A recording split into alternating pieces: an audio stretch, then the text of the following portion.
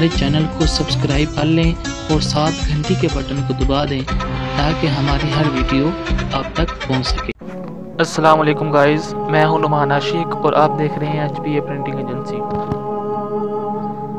क्या आप लोग जानते हैं कि रेडियो की इजाद कब हुई और कैसे हुई? रेडियो की इजाद में बहुत से साइंसदानों ने हिस्सा लिया। 1880 में ग्राहम बील और दीगर साइंसदानों ने चंद इब्तदाई तजर्बात किए। इसके बाद 1884 में मैक्सवेल ने वाइल्ड लहरों का पता लगाया। 1888 में हार्टर की लहरें पैदा करने में कामयाब हो गया, जो मैक्सवेल के नज़रिए की तस्दीक करती थी। लेकिन इन चीज़ों को मार्कोनी ने 1896 में, जबकि इसकी उम्र 21 बरस की थी, रेडियो की सूरत में पेश किया। मार्कोनी इटली का बाशिंदा था। इसने बरतानिया आकर इस सिलसिले में मज़ीद तजर्बात किए।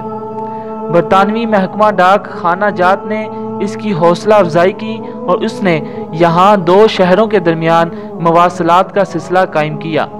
1897 में इसने वायरलेस सिग्नल कंपनी कायम की और इसके एक साल बाद तजारती बुनियादों पर पहला पैगाम भेजा गया।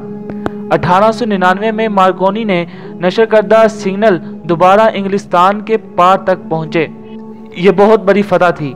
1918 तक रेडियो को सिर्फ बहरी जहाज़ों में इस्तेमाल किया जाता रहा और 1920 में अमेरिका का पहला रेडियो स्टेशन कायम हुआ।